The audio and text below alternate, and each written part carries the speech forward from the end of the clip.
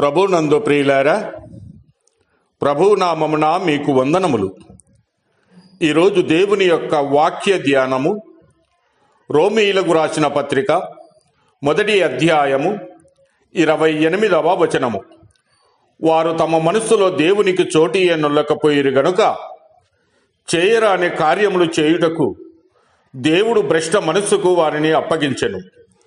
దేవుడు ఈ మాటలు దీవించి ఆశీర్వదించునుగాక.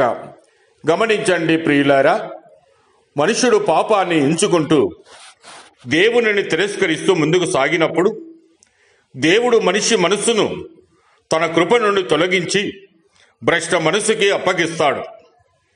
దేవునికి చోటివ్వని మనస్సు కరడుగట్టిన రాయిలా మారుతుంది. అది కరగదు, కదలదు. మారు మనస్సు అవకాశము కోల్పోతుంది.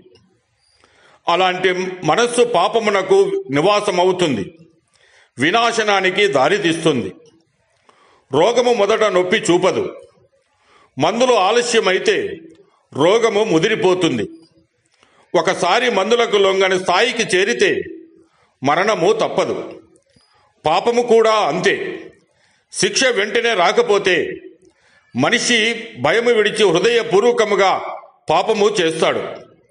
ప్రసంగి గ్రంథం 8వ అధ్యాయము 11వ వచనములో దుష్క్రియకు తగిన శిక్ష శీఘ్రముగా కలగకపోవుట చూసి మనుషులు భయము విడిచి హృదయపూర్వకముగా దుష్క్రియలు చేయుదురని దేవుని వాక్యము సెలవిస్తూ ఉన్నది. నిజమే ప్రియులారా, చిన్ననాటి నుండే వాక్యము వింటాం, మందిరానికి వెళుతూనే ఉంటాం, కానీ మారు మనసు పొందం. దేవుడు ఓర్పుతో ఎదురు చూస్తున్నాడని మనమే సమయాన్ని దుర్వినియోగము చేస్తాం. ఇంకా కొంతకాలము తరువాత మారుదామనే మోసము మనల్ని ముంచుతుంది.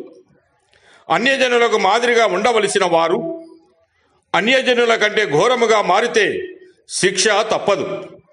ఎన్నిసార్లు గద్దించినా లోబడిన వానికి హఠాత్తుగా నాశనం వస్తుంది. అది హెచ్చరిక లేని వినాశనం. దేవుడు నశింపవలనని ఎప్పుడుకు కోరడు. అందరూ మారు మనసు పొందాలని దీర్ఘశాంతముతో చూస్తాడు. ఆ ప్రేమను మనము అపార్థము చేసుకుంటే ఆలస్యము మన శత్రువు అవుతుంది. పాపము ముదిరిపోతుంది, మనసు కఠినమవుతుంది, వాక్యానికి లొంగని స్థితి వస్తుంది. కనుక ప్రియులారా, ఇప్పుడే నీ మనసులో దేవునికి చోటివ్వు. పాపము ముదిరే వరకు ఎదురు చూడకు. మారడానికి ఇచ్చిన గడువు ఎప్పటికీ ఉండదు. భ్రష్టత్వమునకు మనసు అప్పగింపబడక మునిపే మారు మనసు పొందు, వాక్యానికి లోబడు, దేవుని మార్గంలో నడువుము. దేవుడు మిమ్మల్ని దీవించి ఆశీర్వదించునుగాక.